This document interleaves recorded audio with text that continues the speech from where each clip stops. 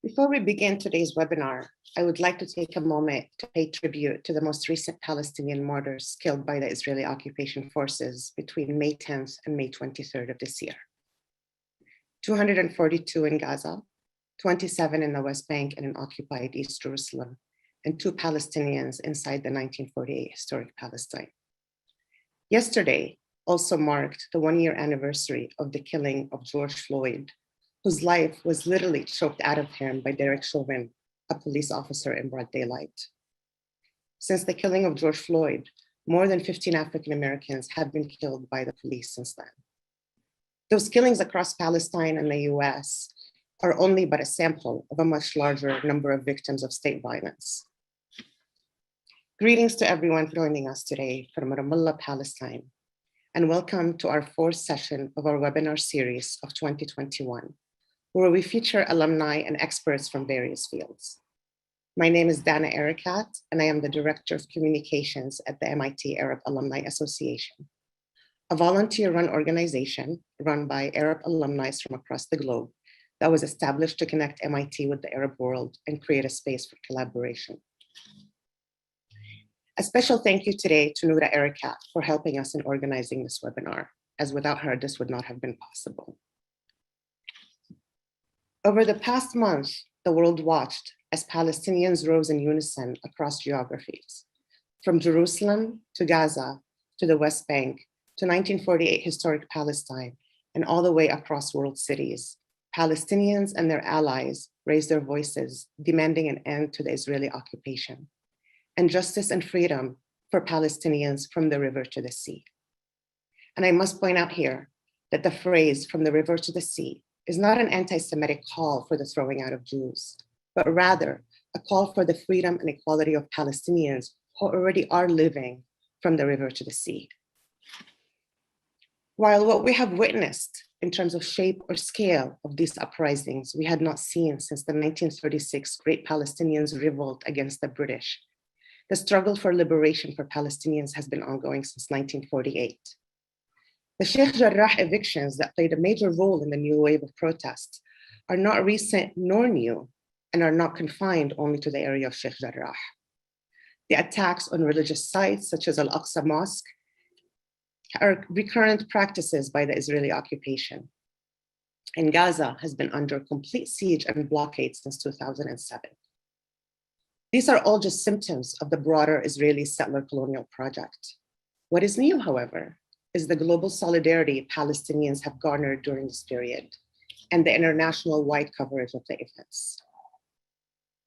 The Black Lives Matter movement also issued a statement of solidarity with the Palestinian people during this time.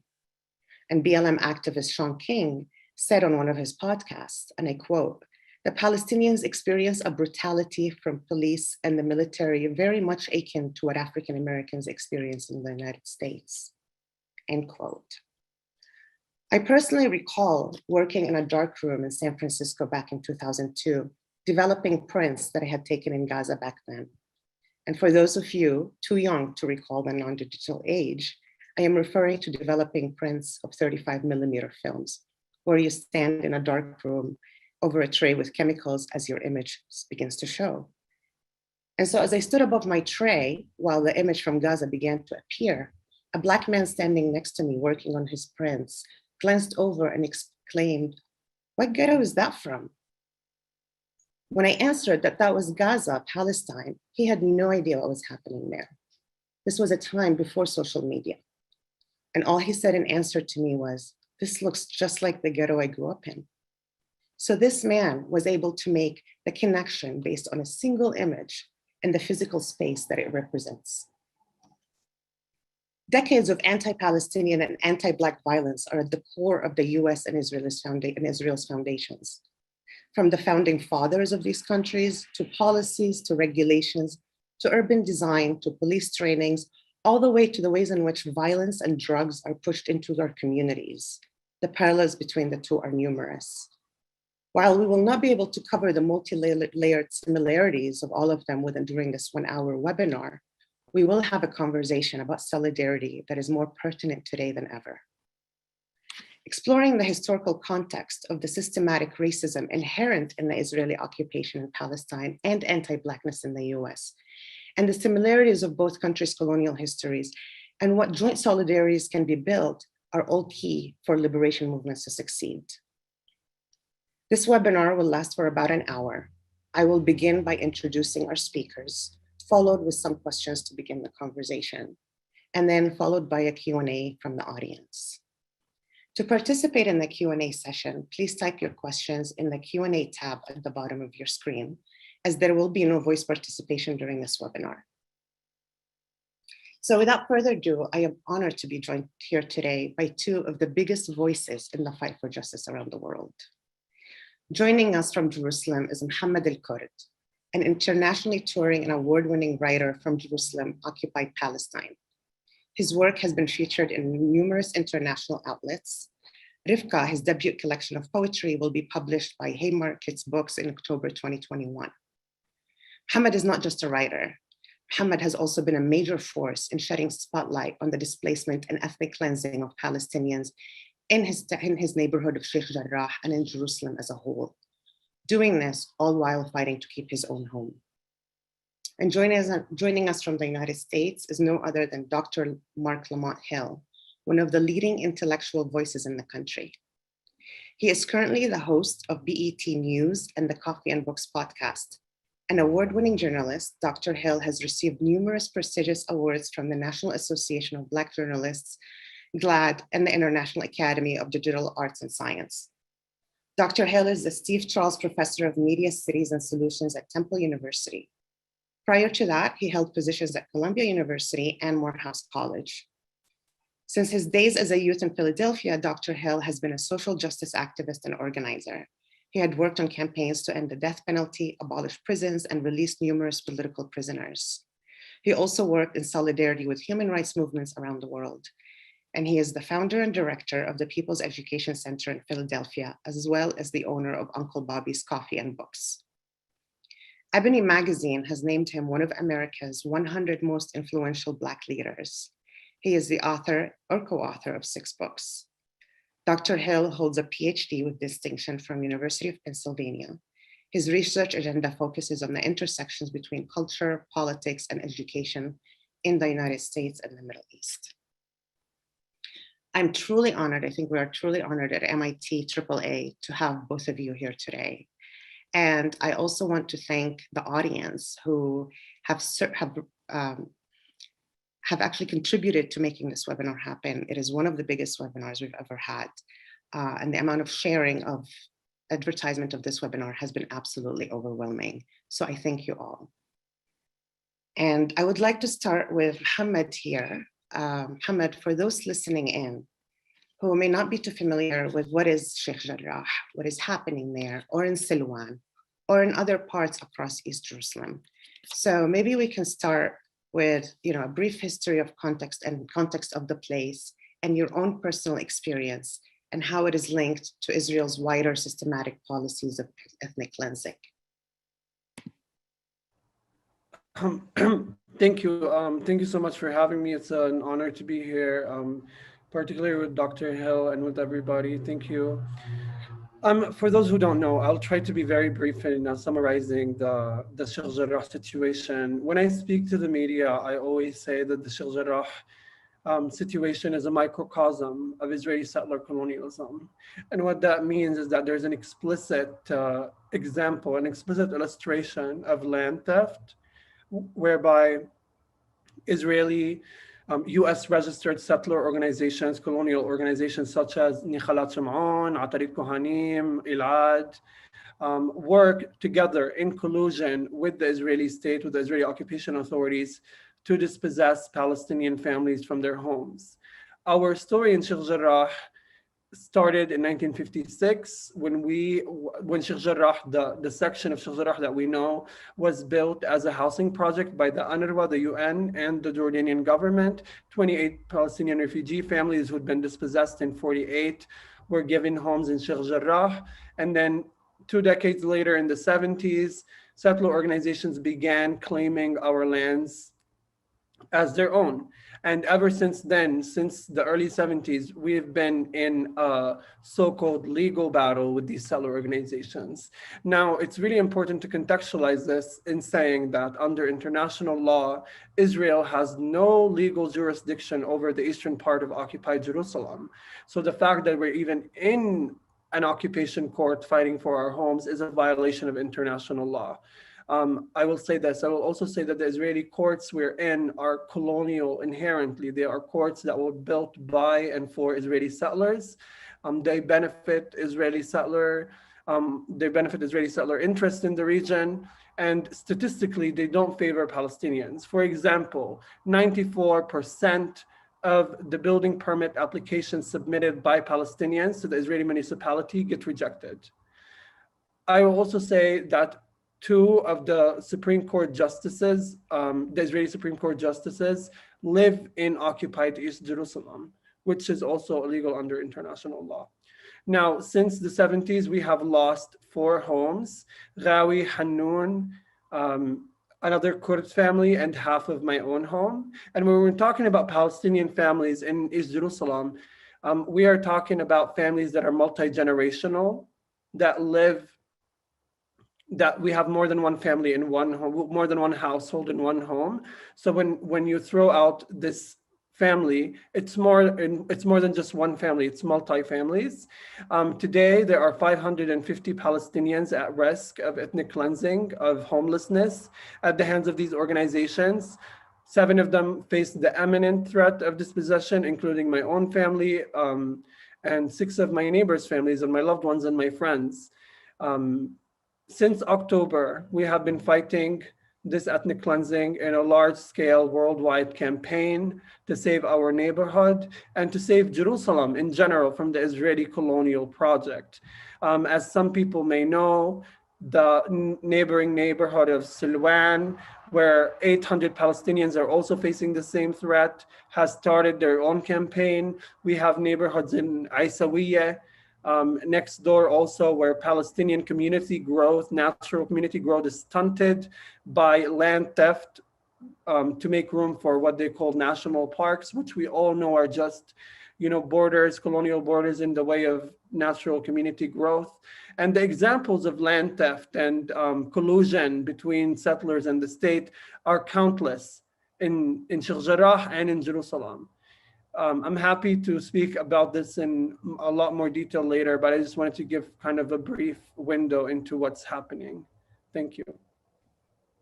No, thank you very much, Mohammed. And I think it's really important to also point out here that you have different levels of ethnic cleansing that are happening where the state and the settlers collude. So you have actually laws and policies and regulations that are specifically put in place. So there's a legalization of the occupation.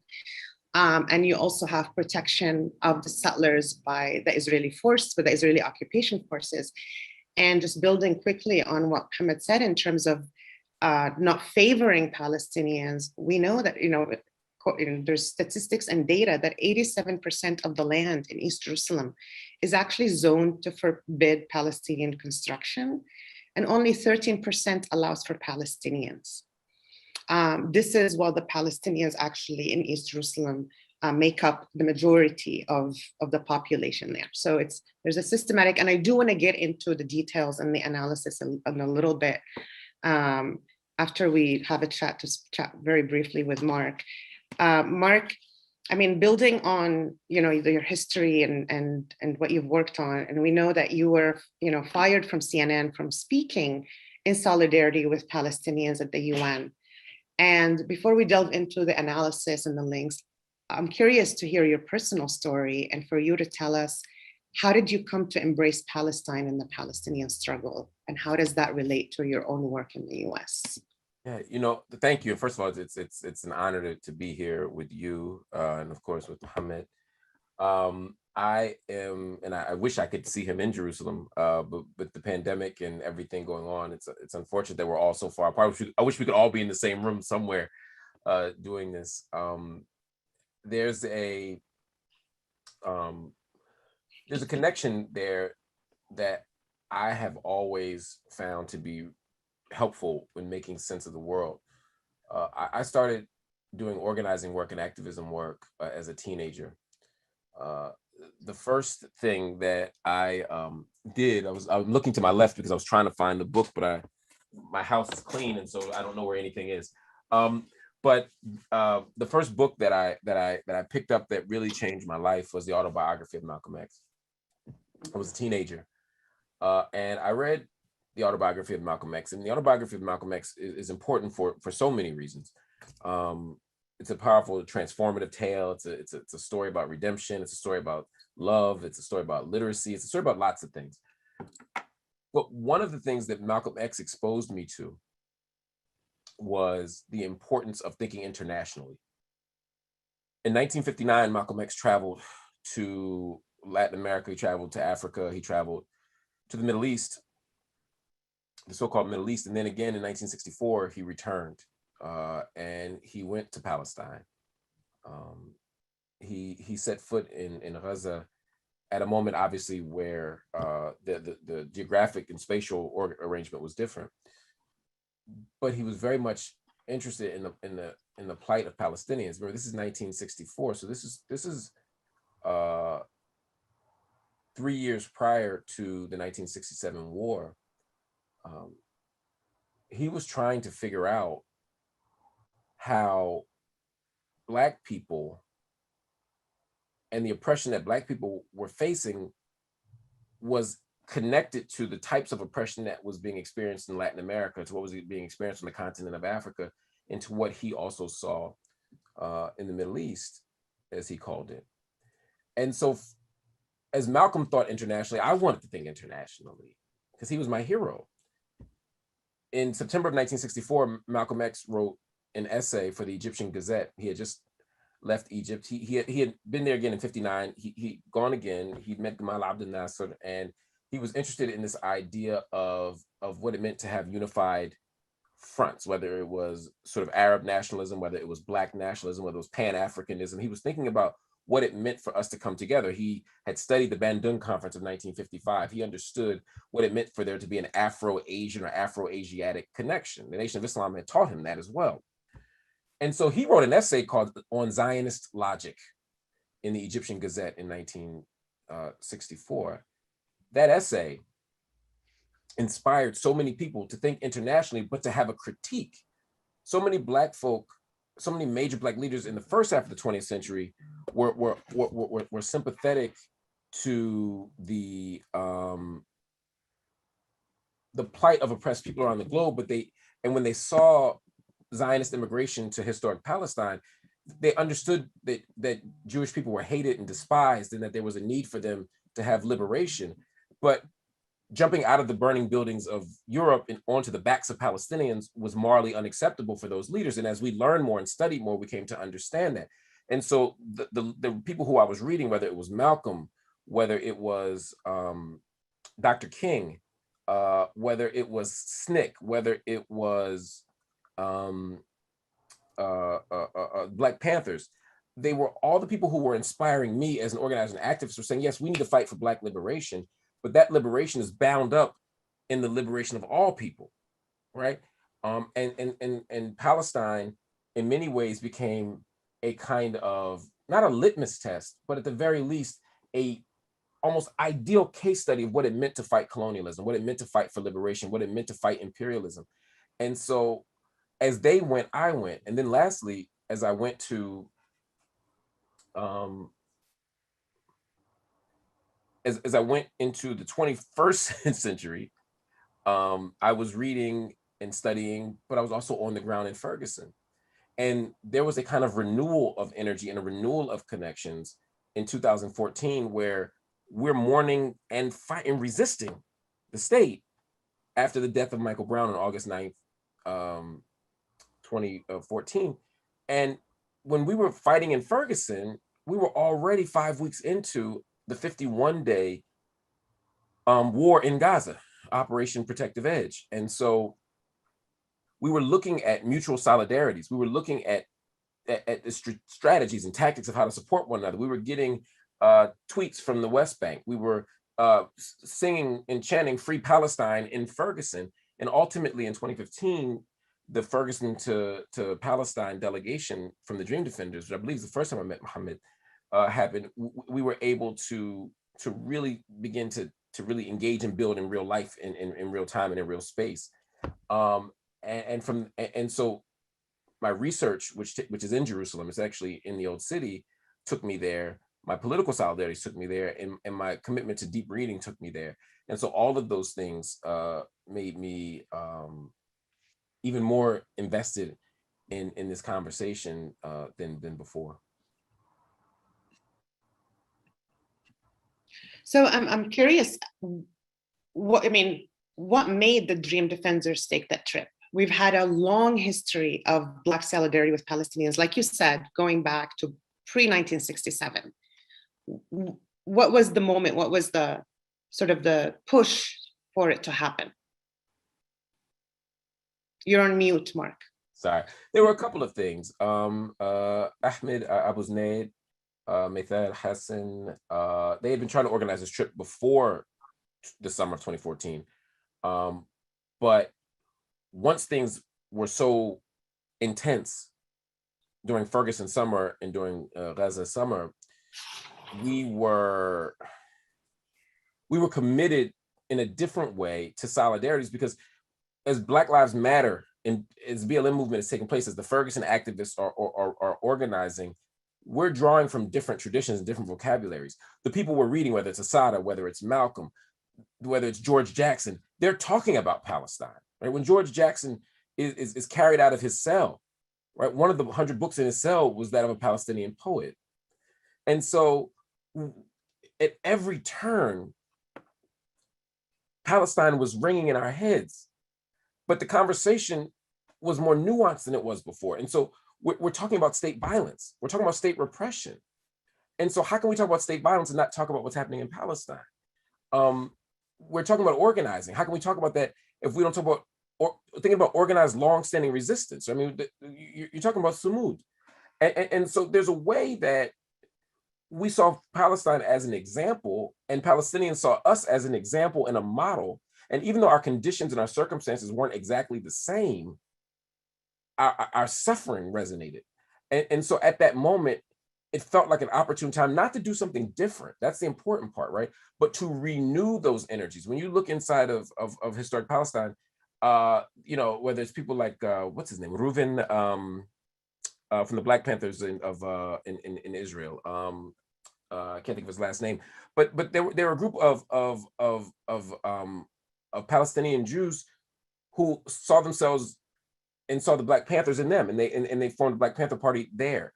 The Black Panthers of the United States saw a connection there. Huey Newton saw a connection there. Angela Davis has always been connected. So there was always the connections, but we saw an opportunity to renew those energies, and that renewed energy and that renewed tension.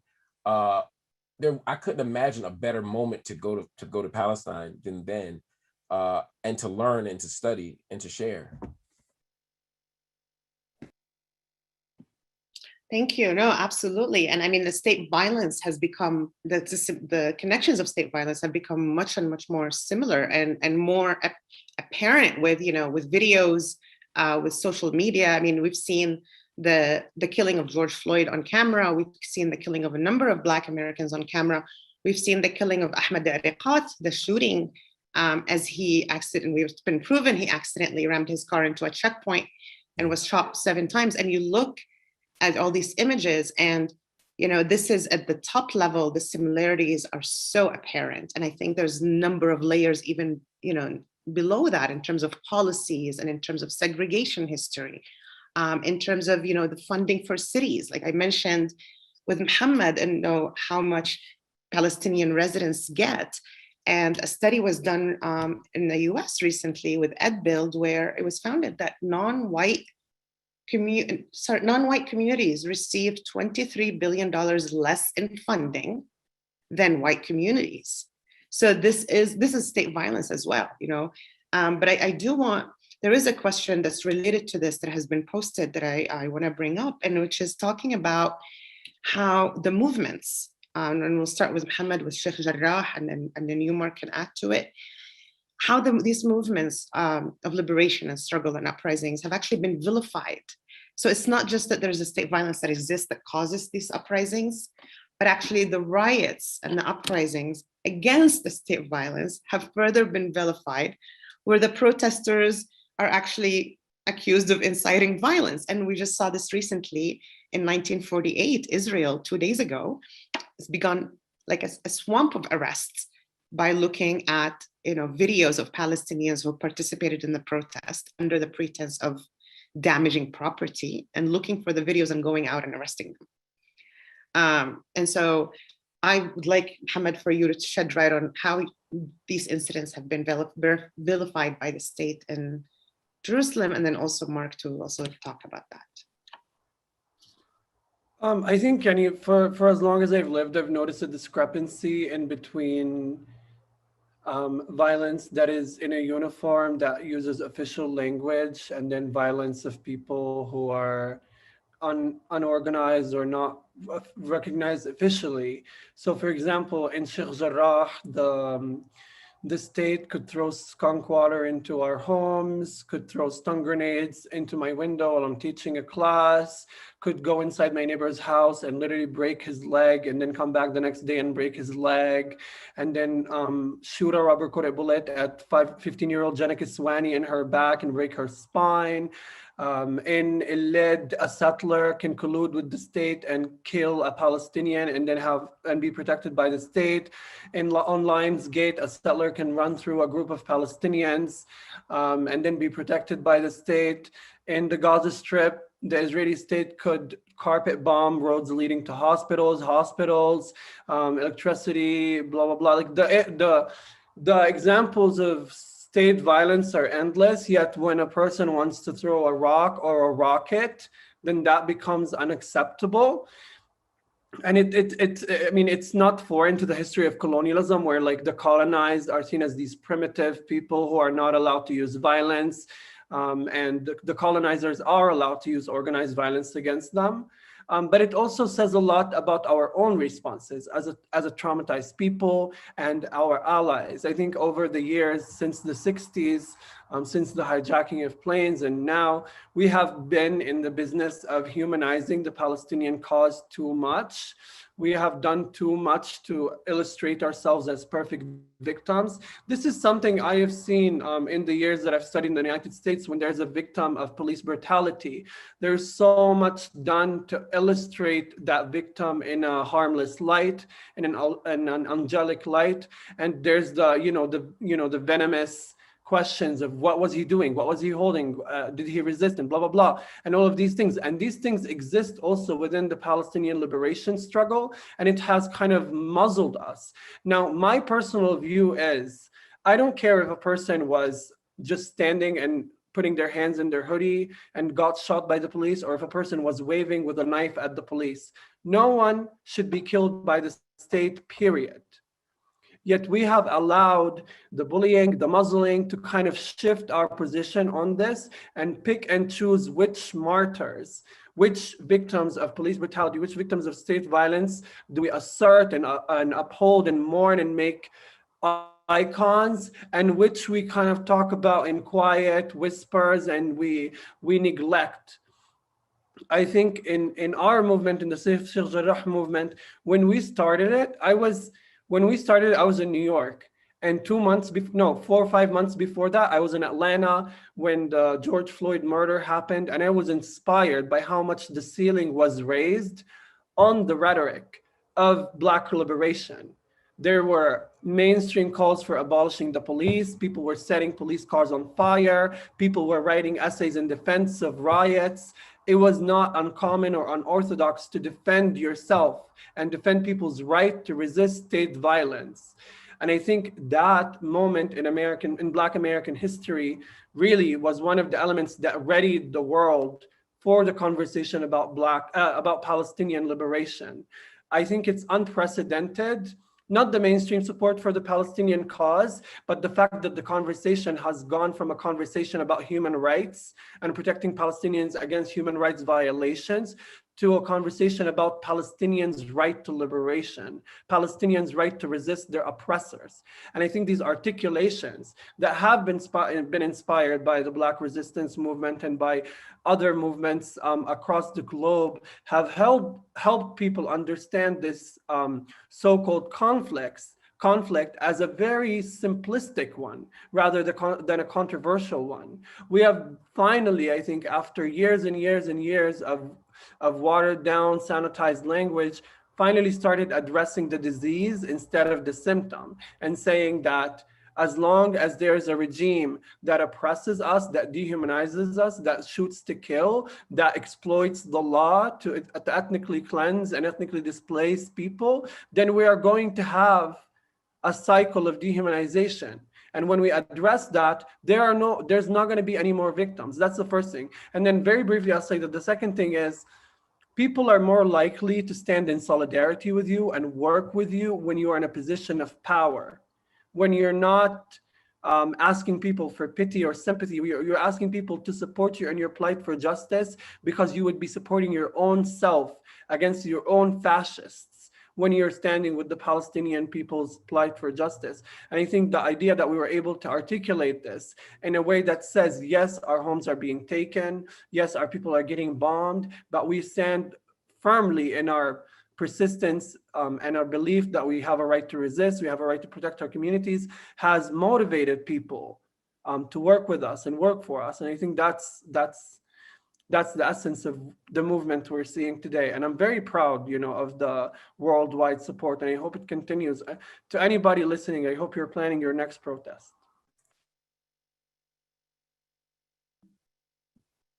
Marc? I agree.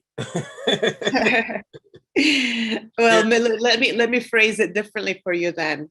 No, I mean, yeah, go ahead. There's an interesting way that I mean, that's a space that we definitely see parallels, right? I mean, when I think about the way that our resistance is policed, the way that our resistance is managed, it creates an impossible set of circumstances. The only acceptable response to occupation, to state violence, to settler colonialism, to ethnic cleansing is to remain silent as they kill you. Anything other than that is seen as an improper or inappropriate response. When we were in Ferguson, or when we were in Minneapolis, like this past year, and by we, I mean just Black folk and people who were resisting, they said, oh, you're breaking stuff. Oh my God, they're breaking windows, right? Again, to Mohammed's point, the damage that is done on one side is met by an extraordinary and even disproportionate, both at the ethical level and at the level of international law, response by the powerful. And people are only policing the behavior of the power of the disempowered. So, and to give you a concrete example of that, if we break the windows of a Target department store in the United States, yeah, they have to rebuild Target. This is a multi-billion-dollar company that has investments everywhere. They also, these big box retailers also exploit labor. They do far more harm to poor people. They do far more harm to the environment, far more harm to workers' rights, far more harm to local economies than anything we could do with rocks or bricks. But we all, and on the night where people decide to break into a store, or to break a store window, and I'm not saying they should or shouldn't, that's not the point of this conversation, but at the moment that they do that, they are responding to a much deeper, more powerful, and more pervasive form of state violence that doesn't get critiqued, right? But that would be bad if that were the whole story. But when we say hands up, don't shoot, they say it's improper. When we run from the police, they say, oh, well, we shot Walter Scott in the back because he ran. If he hadn't run, he wouldn't have gotten shot. Eric Garner stood still and they killed him. George Floyd didn't move an inch. Once he was on the ground, it didn't stop Derek Chauvin from continuing to keep his knee on his neck until he died. And so there's no acceptable response from the state that is seen as proper. And when Palestinians resist, there's a long history of Palestinian resistance. Some of it has been nonviolent, some of it has not been nonviolent. The Arab revolts begin in April of 1936. From April of 1936 to October of 1936, it's a general strike. It's a nonviolent form of resistance. It wasn't as if the British or the Yishuv at the time or anybody at the time said, "Oh, let's come up with a solution. Here's a nonviolent general strike." That's not what happened. When there is a boycott, they say Palestinians shouldn't be boycotting. It's unethical. The boycott is wrong. When BDS forms as a full-fledged movement, they say, "Oh my God, BDS is wrong." Even here in the United States, we have laws on the books and that are being drafted as a means of stopping people from engaging in BDS and protecting companies and states from such action. And so if you're saying that throwing a rock is wrong, and you're saying that BDS is wrong, if you're saying that violent resistance is wrong, you're saying that nonviolent resistance is wrong, then what you're saying is, we want you to be quiet and just die. Oh, absolutely. And that's the truth. But I want to be very clear, an occupied people has a right to defend itself. I don't want to, and this was the point I was making in the UN speech, I believe in nonviolence. I think nonviolence should be our response, but we cannot create a narrative of nonviolence that ignores the fact that every people has a right to self-defense. Every occupied people has a right to defend itself. And so we can talk tactics, we can talk about international law, we can talk about what's ethical and what's not, but at the core, there is an attempt to disarm and disempower Palestinian people in the very same way that there's an attempt to disarm and disempower and silence Black people and all oppressed people around the globe. And so when I think about those parallels, I think that's a big one, right? Is that there's the pretext of saying, no, we don't mind if you protest, we just want you to protest the right way. But I have yet to find a form of Palestinian resistance that the powerful have said, "Oh, that's cool, you should do that," right? In the same way that I have yet to find a form of Black resistance that the powerful have said, "Okay, this is acceptable." And when I say the powerful, to be clear, I'm talking about nation states. I'm talking about those who are able to determine who lives or dies. I'm talking about those who are able to dispense funds. I'm talking about those who are able to draw policies, to create legislation. I'm talking about anybody who has a disproportionate impact on how we navigate our lives. If you're in power, you don't want to give it up. And so there's no difference here. And so I think that becomes part of how we find common ground here. Is we're beginning from a place of saying, consensus is not going to get us there. Public approval from the powerful is not going to get us there. We cannot wait until we get permission to resist. We cannot wait until our resistance is sanctioned. We cannot wait until somebody says that you're doing it right, good job, go ahead, go get free. That's never going to happen for anybody who's oppressed around the globe. Oh, absolutely. I mean, it's one thing that I'm reminded of is this post that I saw actually from what you're talking about, because whatever Palestinians or Black people or oppressed groups do, not just in terms of methods of resistance, but even in terms of the way that they voice their resistance, even by trying to be, sensitive or in however shape or form there is always an attack. And whatever you say, like I could say, "Oh, I was beaten up by an Israeli soldier." And it's like, the pointing is, well, you deserved it. You did something. And so it reminds me of just recently during the war in Gaza, where I'm going with this is there's this beautiful image, and beautiful, I mean, by photography, that was actually taken by a Palestinian photographer, where he shot the sky, where the Hamas rockets are going up and the Iron Dome is firing, right? So it's this like these two powers in an image that are captured. And it's very symbolic of, Israel having this Iron Dome, multi-million-dollar Iron Dome that is protecting its citizens against Hamas $1,000 rockets. So this one guy on LinkedIn puts a post on there and says, this image shows exactly how the Palestinians are attacking Israel while Israel is only defending itself. So he rephrased the whole image and what it means, and this the ability of the oppressor to sort of constantly try to bring us down is uncanny. But there is something with the Black Lives Matter movement that has happened that has not happened with Palestinians, is that it did create a wave in the US. And much more people, more and more people have realized that the status quo has to change. Change is still progress. The conviction of Chauvin is not justice. Justice is that George Floyd is not killed, or the likes of him, in the first place. Absolutely.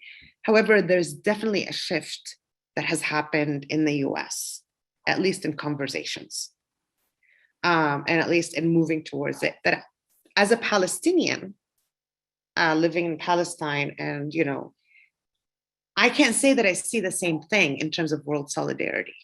That's so fascinating, Dana, because I'm inclined, and this might just be how oppressed people look at circumstances. I'm looking at it from my vantage point and seeing the opposite, right? So I mean, I am very inspired by, and I'm curious to know what Mohammed thinks about this, right?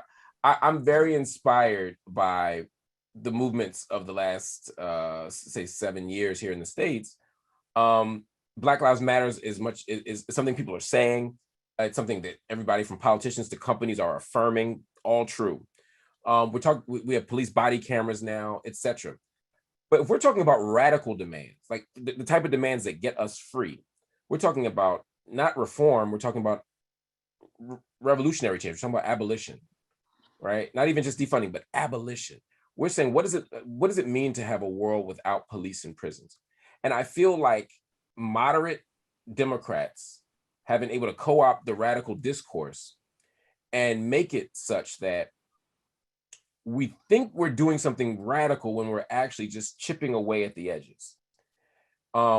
Conversely, I remember even when I first started visiting Palestine, until the conversations I'm hearing now here in the United States, people were still very much believing that a two-state solution was possible. Mm. But it seems like, given the extreme authoritarianism or the naked authoritarianism that Netanyahu has demonstrated, along with his sort of bromance with Donald Trump, along with Donald Trump taking any pretense of commitment to a two-state solution, which I believe in a single one-state secular place in all of historic Palestine.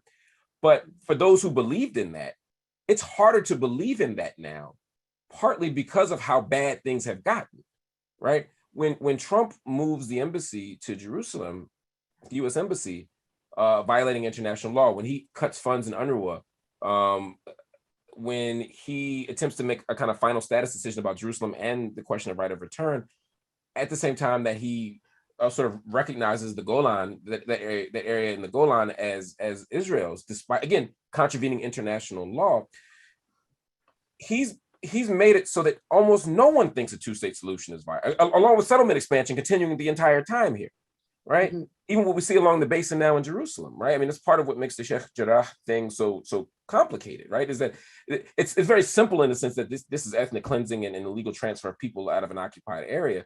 But when you look at the urban plan that's happening in Jerusalem, and all of from Silwan to Isawiyah to Sheikh Jarrah, what we see is a very interesting set of arrangements that makes it very clear that a two-state solution is impossible.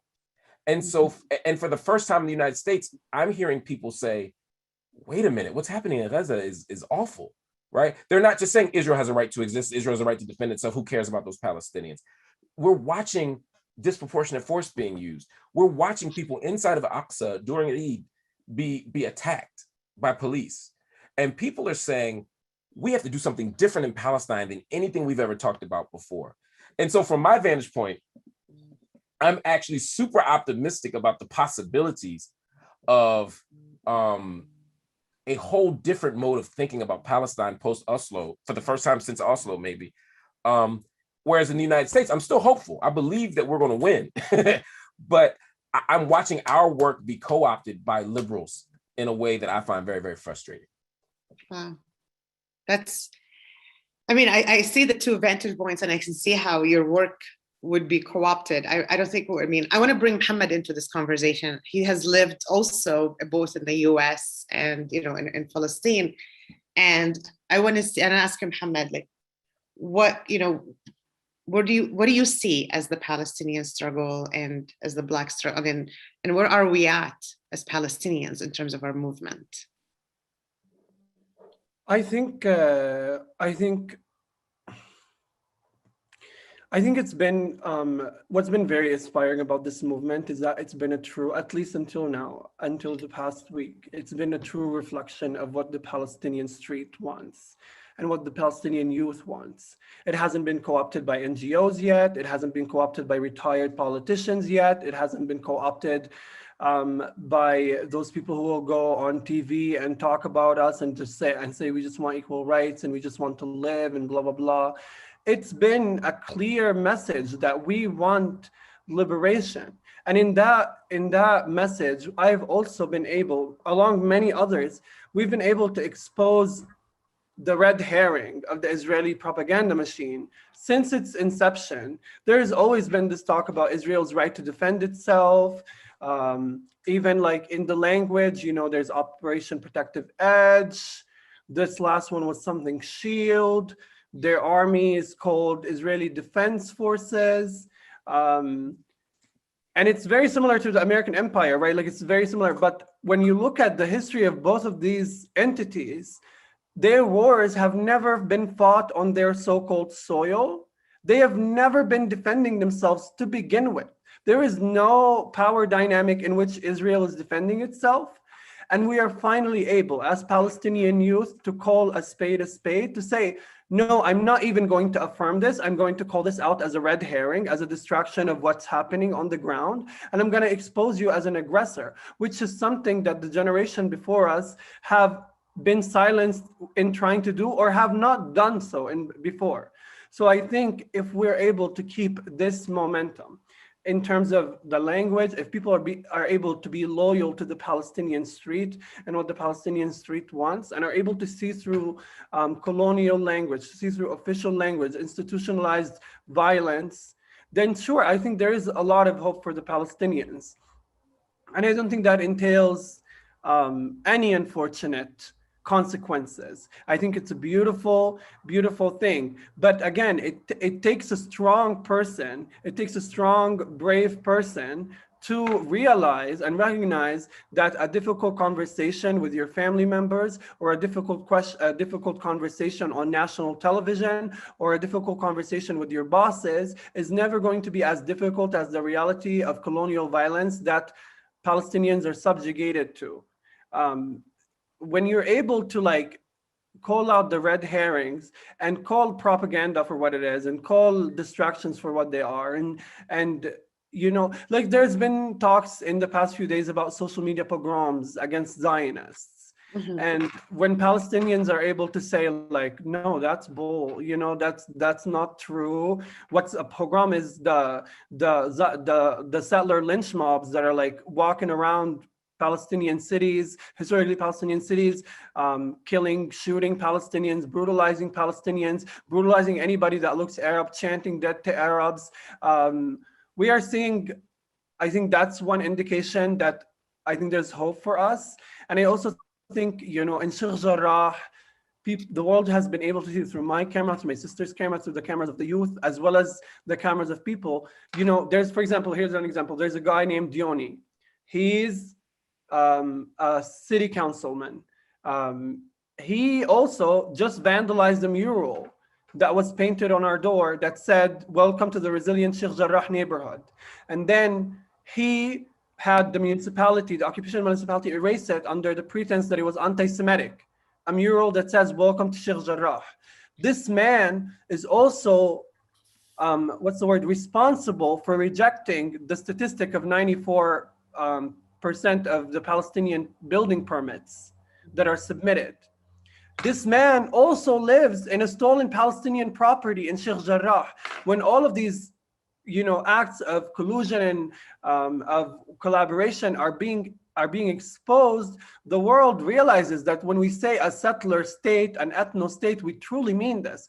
This is a people, regardless of anything. This is a people that go into the army at 18 years old, learn to dehumanize and brutalize Palestinians. I have seen it with my own eyes, have a personal vendetta against Palestinians, shoot to kill, shoot into people's homes, and then 2 years later, they take off their uniforms, but the genocidal rhetoric, the rhetoric of ethnic cleansing, the rhetoric of dehumanization sticks, and this is why you have them walking around with their walking around with their rifles, with their pistols in Sheikh Jarrah, while we are under blockade today, and we're not allowed to enter into our homes. Even those of us who live there and whose IDs say that we live there, we're having a hard time walking into our homes, whereas settlers can just walk in with their rifles. Now, when the world is able to see this, we have kind of bypass the gatekeeping of the New York Times, of Washington Post, of all the media outlets that call this a conflict, that refuse to reflect the truth objectively, that continue to like hijack the narrative under the guise of neutrality when really they're advancing Israeli bias. We are able to like escape that gatekeeping, and within that escape, all of this becomes super easy to digest. All of this becomes super, and so the idea of a one state, one Palestinian state becomes feasible because people understand that this oppression is not that nuanced, it's not that complicated, and it's above all, it's unacceptable. Absolutely. And I think, I mean, I think the three of us here agree that the idea of a two-state, even though some people may still call for it, but the idea of two states is no longer viable. I mean, the facts on the ground do not allow for it. The settlement expansion, there's neither the geographies nor the place nor the policies nor any of it actually allow for it.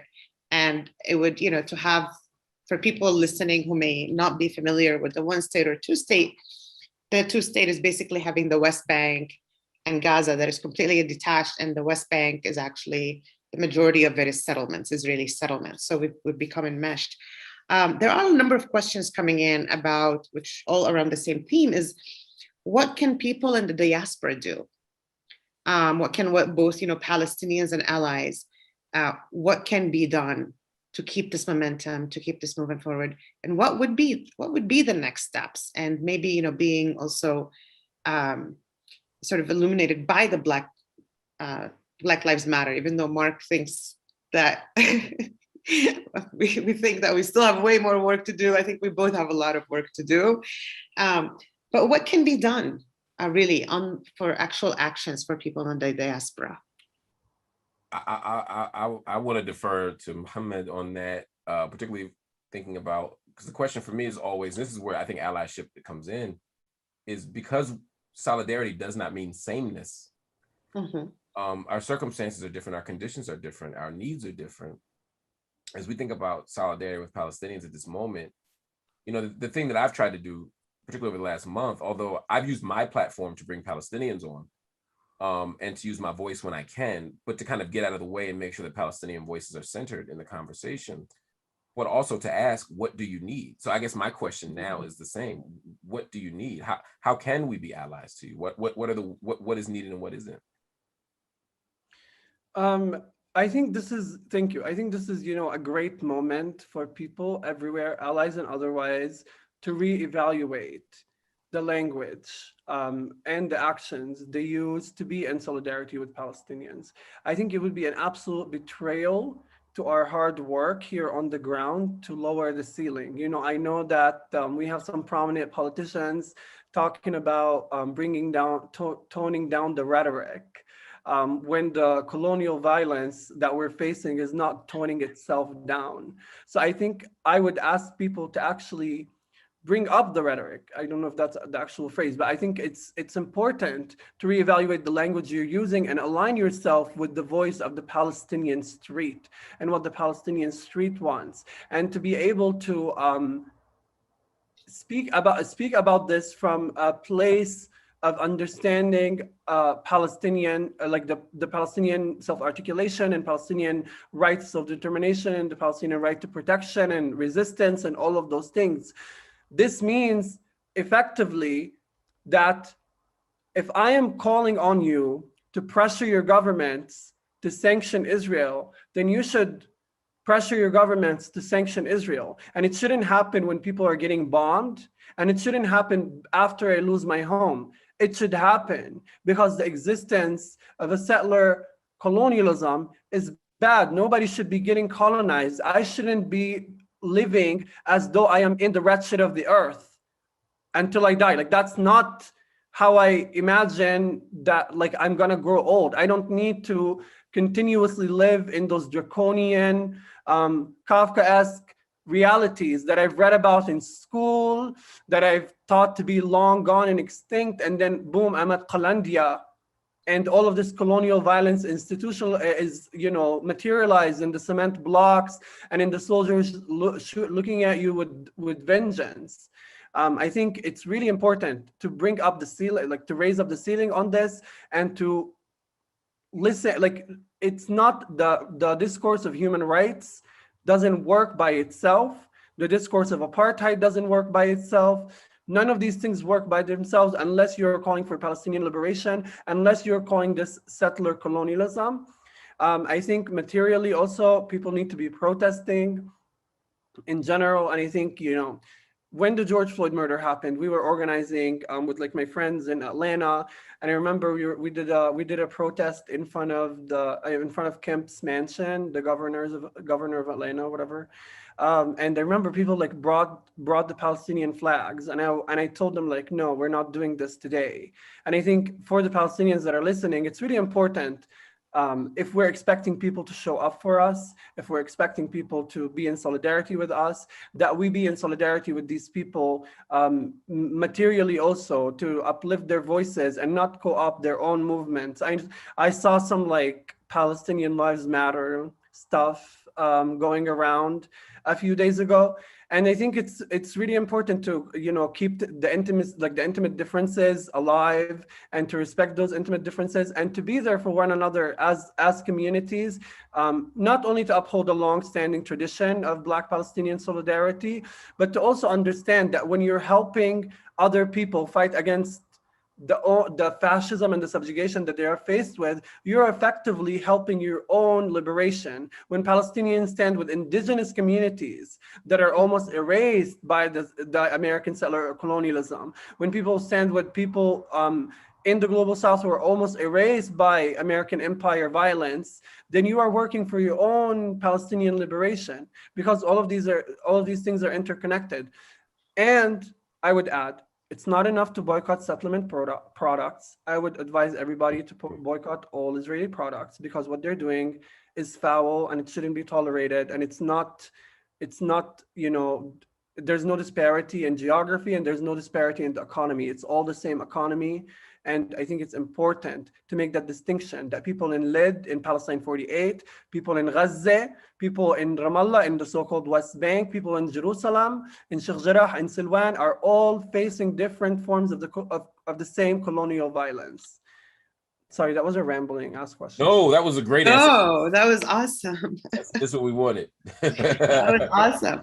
And actually that brought in more questions, is asking, and I do want to touch upon this because Marc has gone through this, and, you know, through what happened with CNN, is that, you know, there are a couple of questions about people who are organizing in the US do face repercussions. Whether they face repercussions from their jobs, whether we've heard of professors who've been fired from their jobs. You've been fired from your job, Marc.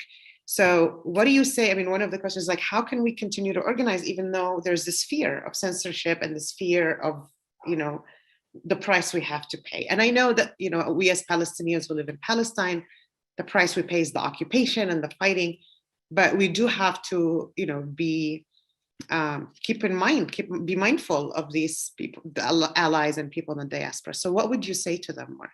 What would your answer be?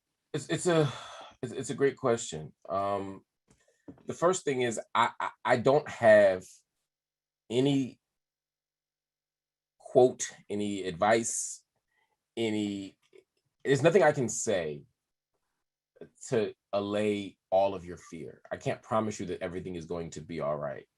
You know, they say everybody want to go to heaven, don't nobody want to die. You know, it's like this If work. you believe in heaven, but Right, yeah, sorry. right, exactly, right. And there's a way that, which is actually part of the point too, right? Some people say they do. That it's like, if you believe that much, you shouldn't be afraid to die, right? If you believe in liberation that much, you shouldn't be afraid to pay the cost. This work comes at a cost. It comes at a price. And the idea that we can get free without losing jobs, without being smeared, without being misrepresented, without being mischaracterized, I can't promise anybody that. If you're committed to Palestinian liberation, if you're committed to queer liberation, if you're committed to trans liberation, whatever the project is, if it's a righteous one, you're going to get hit really hard and really often. And the only thing that I can tell you is that when we have solidarity, when we have a buildup in numbers, when we have comrades who are working with us, it makes those hits a little more bearable. But you cannot fight for Palestinian liberation and not be smeared as anti-Semitic. You cannot fight for Palestinian liberation and not be called a hater. You cannot, it's impossible. That doesn't mean that we can't be self-critical, right? We have to fight and eliminate anti-Semitism from all sectors of our lives. It's in the same way we have to eliminate all forms of racism. In the same way we have to eliminate all forms of inequality and injustice. We gotta do that work. So, but we can't think that we can give the perfect quotes and do the perfect organizing strategy and write the perfect books and give the perfect sound bites, and no one will ever say you're promoting violence. No one will ever say that you're anti-Semitic. No one will ever say that you're a bad person. These things are going to happen. You're going to lose jobs. You're going to lose friends. You're going to lose networks if you do anything for liberation of any oppressed people. And so I no longer try to make people feel like there's a proper way to do this to avoid that stuff. And instead, I want them to feel braced and prepared and poised to withstand those hits that are going to come, because that's the work that needs to be done. Now, we can be both ethical and tactical, right? We want to make sure that we're not smuggling in, anti-Blackness or transphobia or whatever the thing Islamophobia, whatever the thing might be, or anti-Semitism. We got to make sure we're not doing that. And we also have to be tactical with our language so that the entire, so that our work doesn't become a distraction, right, to the bigger project of freedom. But ultimately, we have to be obsessed and focused on freedom. And if you're a person who will fold under pressure and apologize and send out a tweet, or do, for example, just speaking for example, when the pressure comes, you not only undermine your work, but you delegitimize the work of people who are righteously fighting for that struggle. So, for example, if I am deploying the language of Palestinian liberation, and then I tweet the language of Palestinian liberation, and then I apologize for tweeting the language of Palestinian liberation, I am not only covering my own butt, but I am also now doing harm to the struggle for Palestinian liberation, because I'm now using my big bully pulpit to delegitimize your language. So when anyone else does that, it becomes a problem, and I'm speaking in general terms. And so, and so I think that also, if you're going to be so afraid of being smeared, so afraid of being misrepresented, and again, it's going to happen, I can't say that enough, that you're going to not only back away from a principled position, but also drag everyone else under the bus with you, then don't start. Just say nothing. Now, I want to be very clear, because I don't say this from any tactical or political high ground. There have been moments where I have made the mistake of thinking that people were operating in good faith, where I have said, if this harmed you, then I apologize, but this shit is still right. But even that can get co-opted and misused. And so we have to stand the ground and not yield the moral high ground to to people who are not looking for consensus. Yeah, and there's, I mean, no liberation movement in the history of movements did not have losses of lives, losses of jobs, imprisonment. So if the price to pay is that I am going to be kicked out of a job, then I'll go and find another one, right? I mean, there are ways around it. This is, while people here are fighting to keep their lives, putting your job at risk, I'm not saying go jobless, but you can find alternative ways to find it. And I can say that as a Palestinian here and as a Palestinian in the US. It's not the end of the world if you lose a job. We've seen how this happens with, professors and academics who are Palestinians who've spoken on Palestine, and they're still doing fine. They've found an alternative. We'll fight and defend them because it's principled and because it's part of the broader political process of saying that we don't want people to be isolated when they defend Palestine or whatever the issue might be, right? However, how ridiculous would it be for me to publicly cry about losing a corporate media job when there are Palestinians who can't return to their homes, who, you know what I mean? People who are dying every day, people going through the ritual humiliation of checkpoints, people who are bordered by land, air, and sea and don't have access to potable water. How much can I lament losing and it was a cool job and I loved the job and I was getting fired in public sucks. It's embarrassing. You lose money, you lose all this shit. It's not fun. And I was grateful for the solidarity I received and the support. But at the end of the day, that's a drop in the bucket in comparison to what Palestinians are facing and losing every single day. How dare I complain about that? Could I add something to this? Yeah, please. So, you guys are fine with going a little bit over time? Yes. Yeah, okay. Just wanted to check in with you. Yeah. So for everybody listening in, we are going a bit over time, so feel free to stay on. Go ahead, Mohammed. Yeah, no, thank you. I'm happy to go over time. I'm very glad and honored to be here. So a lot of us in Sheikh Jarrah have been pretty visible in the media over the past few weeks, pretty visible. And I've been getting a lot of text messages, I hope you're safe, may God I pray for your safety, blah, blah, blah. And then me and my friends will make jokes about assassinations. And, Ghassan Kanafani was assassinated by the Mossad with his niece in Lebanon. And we joke about this, right? And sometimes it gets to me, sometimes it gets to my, other people. Yesterday, a Palestinian man, 23 years old, exactly as old as I am, was walking in Ramallah. And he was assassinated by Mustaribin, who are an Israeli special unit who are disguised as Palestinians, but they're Israelis and they're disguised as Palestinians, and they usually carry out arrests or executions. And he was executed extrajudiciously. A few hours after, the Israeli police said that he was killed by mistake. Now, what does that meant for me is that, like Audre Lorde says, your silence will not protect you.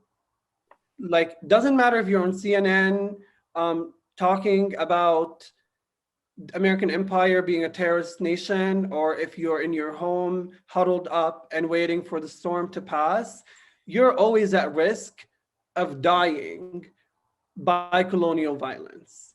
You're never safe. And that's the situation in Palestine. So like Marc said, to put that in context, losing a Thanksgiving dinner or a job is minuscule in comparison to that. And I think people should remind themselves of that. And I also think, this is just my personal belief, if you're getting accused of whatever form of bigotry and you haven't committed it, you should double down on your initial stance if it's a righteous one. Because like Marc said, when you apologize for righteousness, then you are betraying that righteousness and you are betraying the people that count and rely on your righteousness. Yeah. So there is, Marc, there is a question that got a lot of votes, and I think it's for you. And I think we should address it because it's an important question to address privilege. And the question is that most Palestinians cannot enter Jerusalem.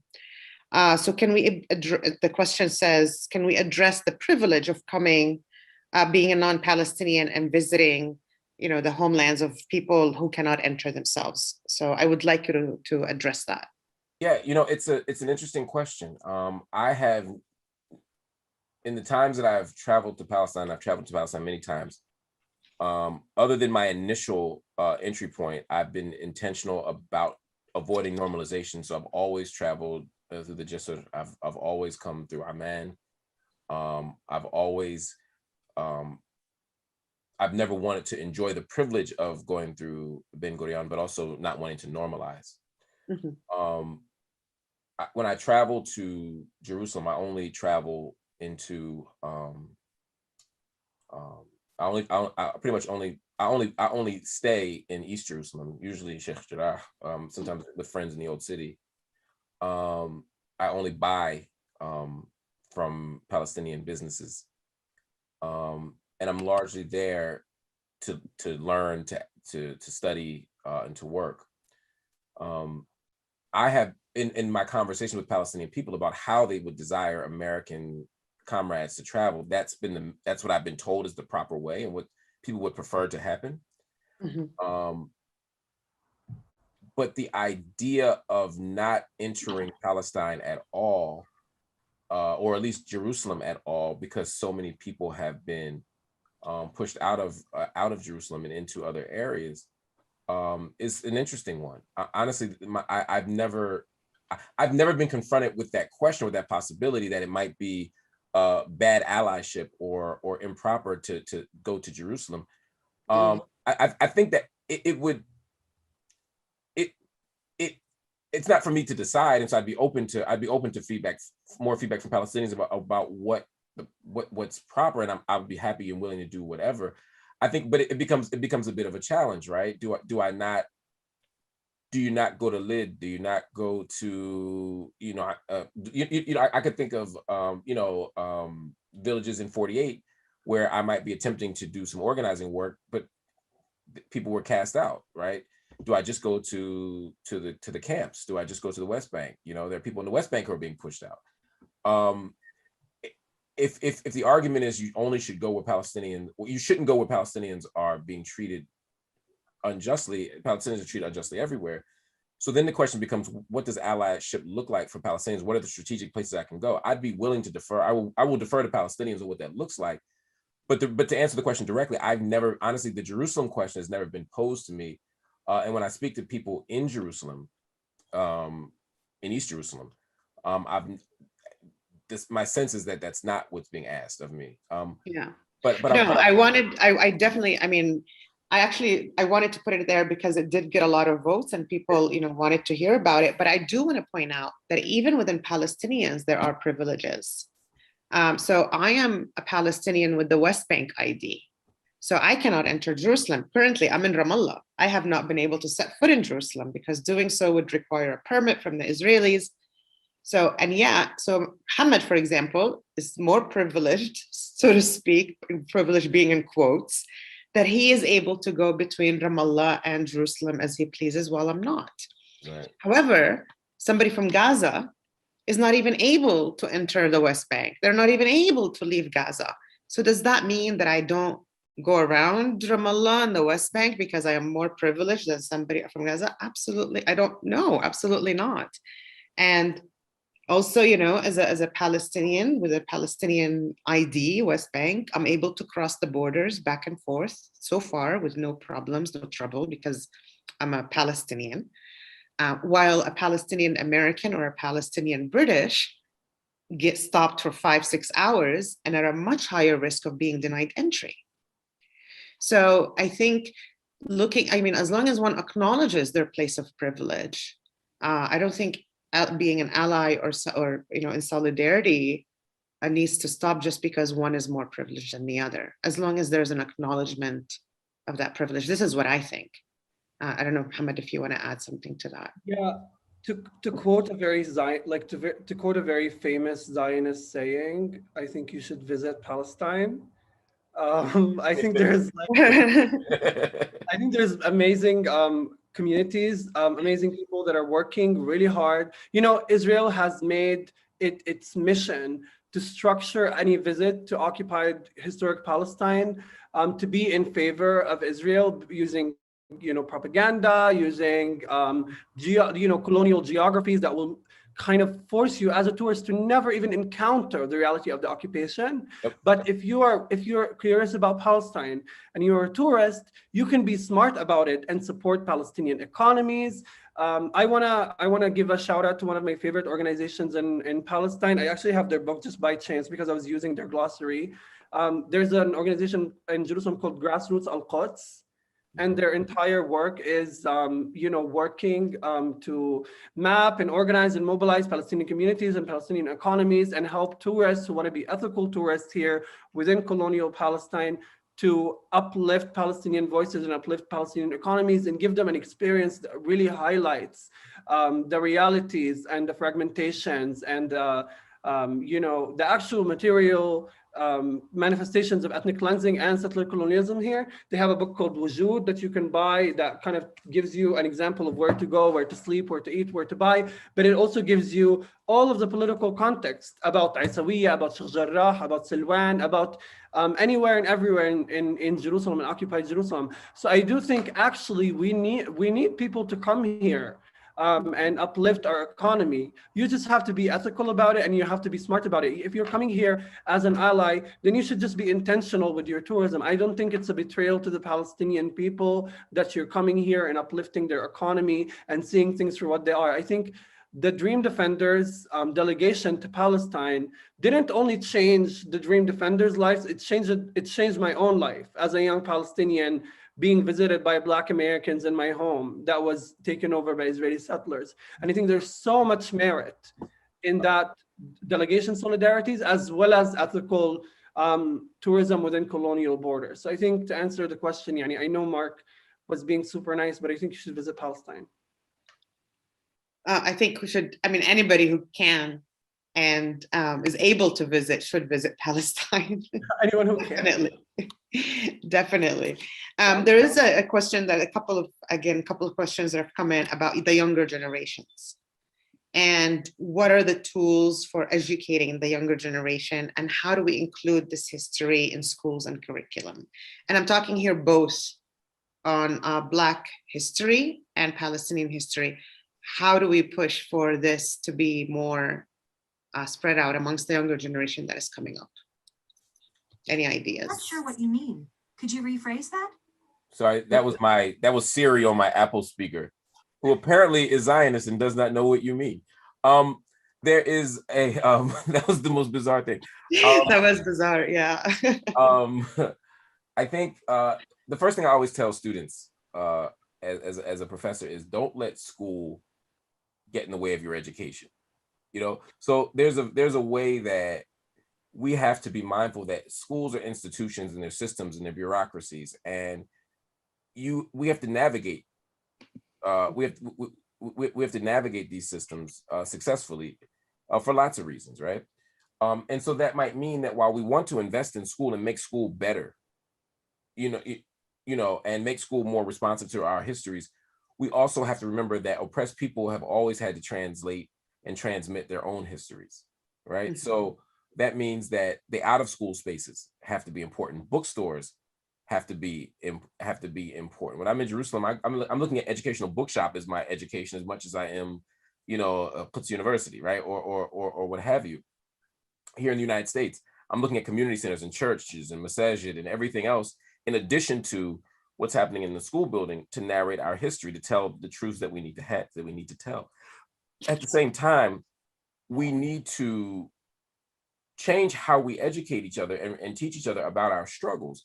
One thing is to add more names and faces. That's the easy part, right? We need to add more names and faces to our history. There's no way that I can tell the history of America and not tell the history of Black inventors and Black teachers and Black organizers and Black activists, and to also, at the level of intersectionality, not lose sight of the fact that women's voices always get hidden. Women's voices always get obscured.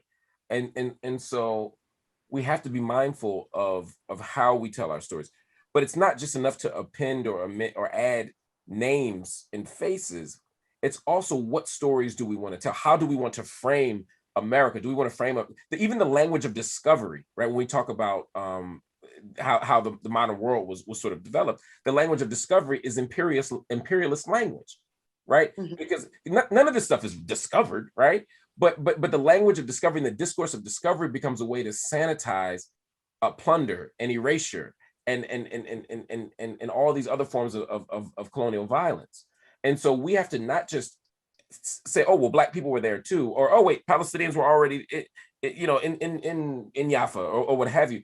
It's to reframe the conversation, to take back the language, to restructure the conversation, to ask different things. And that's not going to get you into Harvard or Yale. It may not get you to pass the Tojihi, right? But what it can do is get you free. And so that's why I say it shouldn't just be in school. It should be out of school, because schooling and education are different. And what we need is education. Schooling gives you some of that, but the real education is going to happen from the people. Mm-hmm. Mohammed, do you want to add something to that? I want to add something after you add something. So yeah, I'm not worried about the younger generations. I think TikTok University is going to educate everyone. Exactly. Khilak, I don't even have TikTok. You should get it. I learned about it. No, I think also to build on that, I think more and more voices that write books, whether it's novels, whether it's children's books, whether it's history books, whether it's articles, voices from both movements, these things are also can be educational tools and used whether in universities, whether in schools. And this is one way that I think having more voices in terms of authors, whether Palestinian authors or Black authors, being taught in curriculum is something that can be really effective. I mean, how many books have we all read that have stuck with us from elementary school, right, that were in the curriculum? And they, you know, and there's books that never leave you, because this was like the basis of your education. And I think for Palestinian writers, it is imperative that they keep doing the work that they're doing to also get into that, to get into the education system. And there's also been a few questions about censorship of social media. It's a huge topic.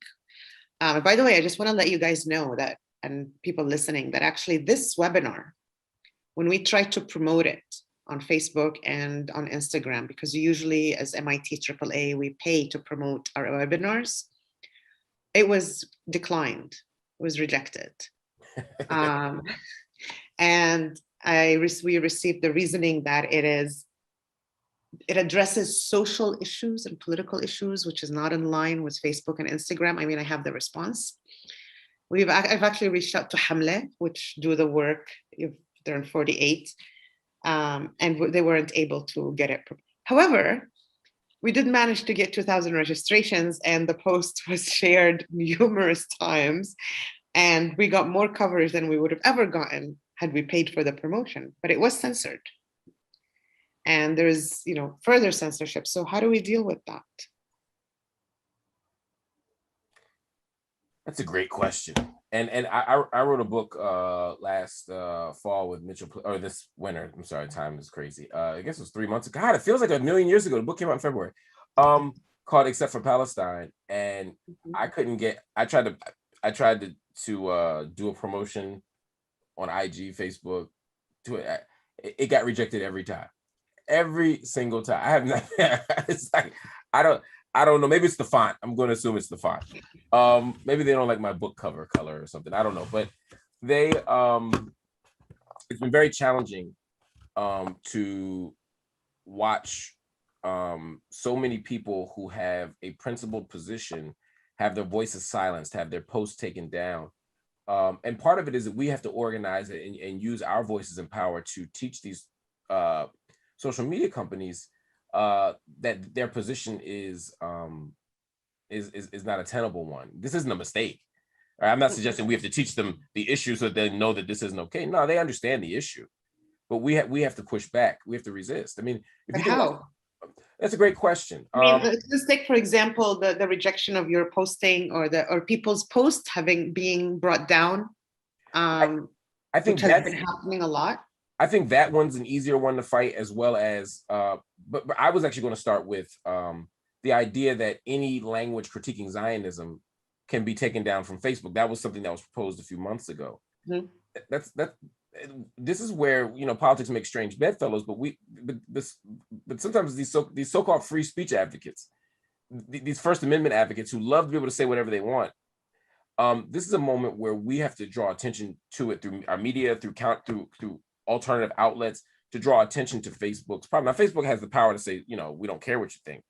But I think if we have critical mass of people who are willing to log off, a critical mass of people who are willing to relocate, a critical mass of people who are willing to spotlight this stuff, I think we can get a pushback. What the IG thing, I don't know about. You know, Mohammed's a much better organizer than I am. I'd be curious to know sort of what he thinks our options are for doing this. But I do think something can be done. Hamad? Yeah, so I think like firsthand when we did the Save Sheikh Jarrah campaign, my Instagram account got, like, on a daily basis, I would get messages that that your account might be deleted. My sister's account got deleted for like 24 hours. Hundreds of my posts were getting removed by Instagram in real time. I would be posting videos of police breaking into people's homes illegally, breaking their bones or whatever, and they would get deleted instantly off of Instagram. And we know that the head of Instagram was a former official in the Israeli so-called defense forces. So like Marc said, we know that these people are well aware of what they're doing. There have been resistant tactics, like Hamle has been pressuring them. Also, I think younger Palestinians have decided to leave 1-star reviews on Instagram and Facebook applications in the App Store. I'm not sure how effective is that, but I know it's working in terms of bringing down their rating. Maybe that gives them like a financial loss. I don't think I'm the best like tech savvy person to answer this question. I know that pushback works. And I also know that although our accounts were getting, I've been like, so many people have tried to hack my account over the past 2 months. As I said, my account continues to get messages that it might be deleted. Some of my friends or people who organize with us have been targeted for supporting terrorism. But at the same time, in the matter of 1 month, I now have I don't even know how to say the number. I have 500,000 followers on Instagram in the matter of 1 month. So my sister has 1 million. Marc is like, how? I'm impressed. Yeah, so like as much as there is censorship, there's a clear global thirst for an articulation of Palestinian reality that is not censored. And social media giants are well aware of that. So I think that people will find their way to the truth no matter the censorship. So I'm very hopeful, and I'm not intimidated by the censorship. I think it's a storm that will pass, and I know that the people, like the tech nerds, will take care of it for me. I'm not gonna and if something gets taken down, you know what? Post it again. If your account gets closed, open another one. I mean, another issue we faced with the MIT AAA a few months ago is we were doing a walk for water for Gaza with a nonprofit in the US. And again, when we tried to promote it, it was rejected. So I put on a post and said, this was rejected. Please let us do this the old-fashioned way. They disabled our promotions completely because of the post that I posted about it being rejected. Hey. The thing is, once I posted that, we managed to raise $5,000 in a span of a week. Just by people, even though they rejected the promotion where we get more viewers, just by finding alternative ways. I have a friend here in Palestine, he's actually in Jerusalem, who wrote a beautiful article about what was happening in Sheikh Jarrah, like a post, and he got taken down after it was shared 200 times. So you know what he did? He had taken screenshots and he posted it again. And I think until we get to those people in positions of power to change their policies and to hold them accountable, we have to find creative ways to do it. And that would be my advice. We are half an hour over time. I would love for this conversation to go on much longer, but I do think we have to wrap up. I do want to there's one question, Marc, that I swear 3 people asked. Where can I get Marc's shirt? So I don't even, this is going to sound really bad. So Uncle Bobby's, my bookstore sells Palestine t-shirts. If you go to unclebobbies.com, Uncle BOBBIES.com, we have like 4 or 5 different ones. I don't remember, and this is going to sound really bad, I don't remember if we sell this one or if I got this. I buy Palestine t-shirts everywhere I go. So I have like a closet full of them, and I wear them to faculty meetings just to make people angry.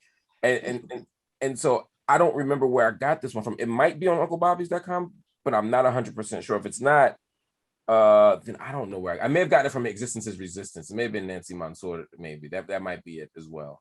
Well, once you find out, I think you should do a post where you can get it, and I will do a post. And so people can know where, because literally 3 people asked where did he get it from. That's so cool. I am certain, I've never been more certain than I am at this moment that we all will be free and that we all will be victorious. Mohammed? Yeah, thank you. I don't know what to say. Dana, thank you so much for moderating this and for all of your insight. And Marc, it's always a pleasure to hear from you. I appreciate you. My brother. Space, and I think if we're able to stay stubborn these coming months, we're gonna make some real changes. I'm very excited about the Ireland thing. I know it's not gonna liberate Palestine by itself, but It's steps. It's a journey. I say that always. I'm like, you know what? I may not see it in my lifetime. Right. But you know what? It's a journey. Liberation struggles take, and this is one thing I would like to say. I mean, look, again, I don't want to go back to the similarities because I think it's each unique, but how long has the Black liberation movement been going on? Exactly. Much longer than the Palestinians. Much longer. And actually it's making strides. So I am somebody who's very optimistic and hopeful, even if it's not on the short term. And I want to really thank the 2 of you for this incredible conversation that is much, much needed. And I hope this will have many more of these, not just with MIT, but with other organizations and with other people to build this solidarity and links. So I really want to thank for all of you who joined us today. I do want to thank also Moana from MIT Alumni Association and Zain Al-Jisr from the MIT Arab Alumni Association for really working so hard to accommodate the influx of numbers that we got that went beyond our original allowance and license. And I want to thank all of you who participated today in our webinar series, and keep an eye out for our next session in the series, which will take place on June 15th. And from all of us at the MIT Arab Alumni Association, stay safe, goodbye, until we are liberated. Thank you.